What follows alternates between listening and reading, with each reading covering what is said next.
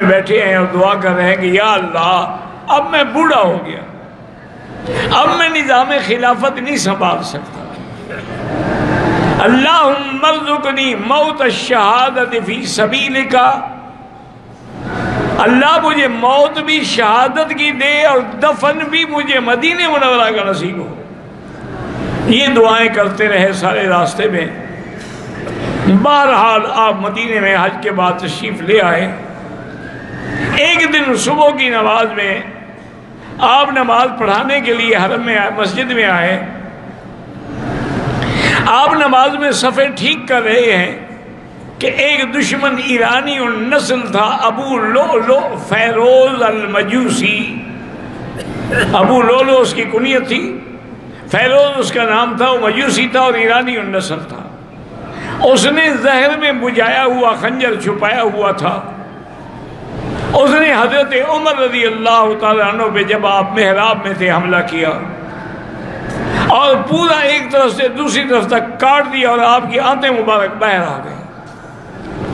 اور اسی اثنا میں پہلی صف کے لوگوں نے اس کو پکڑنے کی کوشش کی، لیکن اس میں 13 آدمی زخمی ہوئے، جن میں 9 جو تھے وہ شہید ہو گئے۔ اس عالم میں بھی حضرت عمر کو نماز کا خیال تھا۔ اپنے بیٹے کو حکم دیا کہ آگے بڑھو اور نماز پڑھاؤ۔ تو ان کے بیٹے نے جب نماز پڑھائی اور صحابہ کو آواز سمجھ نہ آئی کہ یہ عمر کی آواز تو نہیں ہے، لیکن ان کو پتہ نہیں تھا، جو پیچھے والے صفوں والے تھے ان کو تو پتہ ہی نہیں لگا کہ کیا ہو چکا ہے۔ نماز ہونے کے بعد دیکھا کہ حضرت عمر تو شہید ہے اور منبر محراب نبوی جو ہے خون سے لت پت ہے۔ حضرت عمر رضی اللہ تعالیٰ نے بیٹے کو بلایا، طبیب آ گئے، انہوں نے پینے کے لیے دوائی دی تو باہر نکل آئی۔ انہوں نے کہا کہ بچنے کی کوئی امید نہیں ہے۔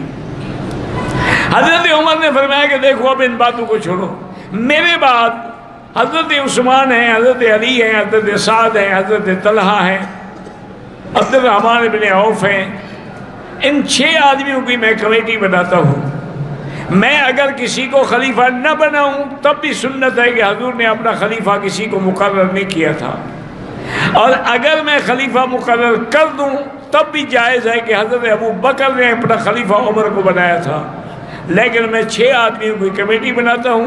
یہ کمیٹی غور کرے، پورے مدینے والوں کی رائے معلوم کرے، پھر جس کی رائے پہ اتفاق ہو جائے اس کو خلیفہ بنایا جائے۔ اور آپ نے بیٹے کو آپ نے بلایا اور کہا کہ دیکھو بات سنو، تم فوراً جاؤ سیدہ عائشہ صدیقہ رضی اللہ عنہا کے دروازے پر، اور اس کو یہ نہ کہنا کہ امیر المومنین، اس کو کہنا عمر نے مجھے بھیجا ہے اور درخواست کرتے ہیں کہ اگر آپ اجازت دے دیں تو میں آپ کے حجرے میں دفن ہو جاؤں۔ جب آئے تو بی بی عائشہ رو رہی تھی، ان کو پتہ لگ گیا تھا کہ حضرت عمر کا یہ عالم ہے۔ تو انہوں نے کہا کہ بیٹا واللہ میں نے یہ قبر کی جگہ اپنے لیے رکھی تھی، لیکن آج حضرت عمر نے مانگ لی ہے، وہ مجھ سے زیادہ اولا ہے، لہذا اسی کو دفن ہوگا، میری طرف سے اجازت ہے۔ حضرت عمر کے پاس آئے اور کہا کہ ابشری یا امیر المومنین، سیدہ عائشہ راضی ہو گئی ہیں اور اجازت دے دی ہے۔ فرمایا اس طرح نہیں، مجھے جب میں فوت ہو جاؤں، مجھے تجہیز و تکفین ہو جائے تو میری میت لے کے عائشہ کے دروازے پہ رکھنا، ہو سکتا ہے مجھے امیر المومنین سمجھ کے اجازت دے دی ہو۔ اگر اجازت دیں پھر مجھے روضہ رسول میں دفن کیا جائے، ورنہ جنت البقیع کے قبرستان میں دفن کیا جائے۔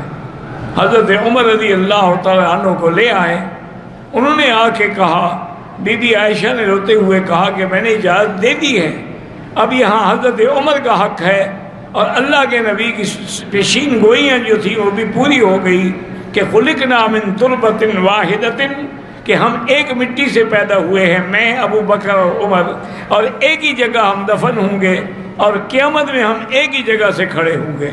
تو آج اللہ کے نبی کی پیشین گوئی بھی پیاری ہو گئی، اور شہید محراب حضرت عمر رضی اللہ تعالیٰ عنہ حضور کے قدموں میں دفن ہو گئے۔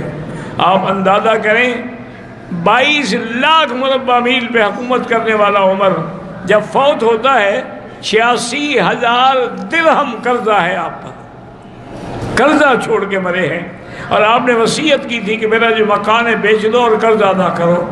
تو آپ کا مکان فوراً بیچا گیا اور آپ کا قرضہ جو ہے وہ ادا کیا گیا، اس کے علاوہ یعنی آپ نے کوئی جائیداد نہیں چھوڑی ہے۔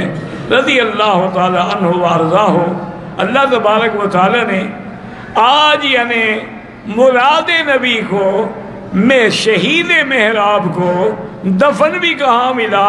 روضہ محمد مصطفیٰ میں، جو جنت کا ٹکڑا ہے، ما بین بیتی و منبری روضۃ من ریاض الجنہ، رضی اللہ تعالی عنہ وارضاہ۔